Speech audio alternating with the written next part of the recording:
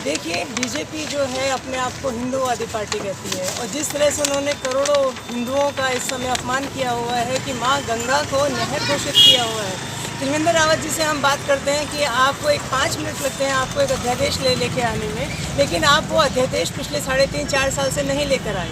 तो त्रिवेंद्र रावत जी का जवाब आता है कि हमने माँ गंगा को नहर घोषित नहीं किया, ये तो हरीश रावत जी ने किया था। हरीश रावत जी ने गलती की, माँ गंगा का शाप उन्हें लगा और आज वो सत्ता में नहीं है और दूर दूर तक भी सत्ता में आने के उनके कोई चांसेस नहीं है इस समय उत्तराखंड में। तो हरीश रावत जी ने जो गलती की, क्या त्रिवेंद्र जी उसी गलती को दोहराएंगे? क्या वो माँ गंगा का शाप लेने के लिए तैयार हैं? ये करोड़ों हिंदुओं की आस्थाओं का प्रश्न है और आम आदमी पार्टी गंगा के सम्मान में जेल जाने के लिए और फांसी खाने के लिए तैयार है, क्योंकि हम करोड़ों हिंदुओं की भावनाओं को जो आपने अपमान किया है हम उस अपमान को होने देंगे। मैम, तो क्या कुछ करने जा रहे हैं? हाई कोर्ट की बात कह के सरकार जिस तरह जन विरोधी काम कर रही है वो सबके सामने है।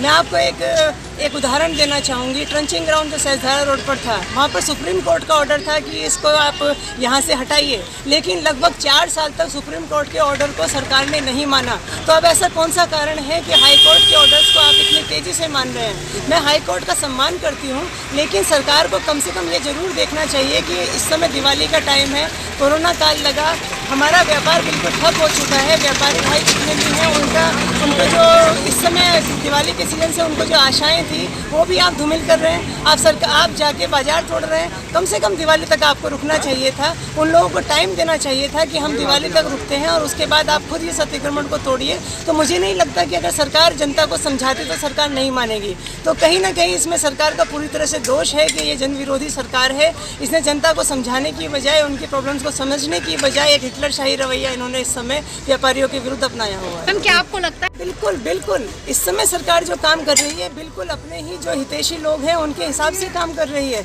जो बीजेपी के लोगों की दुकानें हैं, जो बीजेपी के लोगों के प्रतिष्ठान हैं, उनको हाथ नहीं लगाया जाता। लेकिन जो दूसरी पार्टी के लोग हैं या उनके जो विरोधी विपक्ष के लोग हैं उनकी दुकानों को बिल्कुल इस तरह से तोड़ा जा रहा है कि उनका लाखों रुपए का नुकसान हो रहा है। तोड़ने का भी तरीका होता है। आप इस तरह से उनकी दुकानों को तोड़ रहे हैं कि उनका पूरा व्यापार ठप हो रहा है। और इस समय दिवाली के टाइम जनता क्या खाएगी और क्या करेंगे ये लोग, मुझे समझ में नहीं आता कि जनता को इतना परेशान क्यों किया जा रहा है। मैम, सबसे पहली मांग ये है कि आप लोगों को सिर्फ 5 मिनट लगते हैं इस अध्यादेश को वापस लाने में, नया शासनादेश निकालने में। और त्रिवेंद्र सरकार पिछले 4 साल से सोई हुई है। तो हम त्रिवेंद्र सरकार को ये चेताना चाहते हैं कि आप हिंदूवादी पार्टी बनने का जो घोषणा करते हैं और लेकिन आप करोड़ों हिंदुओं की भावनाओं के साथ आप लोग जो छल कर रहे हैं वो हम होने नहीं देंगे। और हम माँ गंगा जिसमें हम सबकी आस्था है, हम उनका पुराना स्वरूप वापस लौटाएंगे।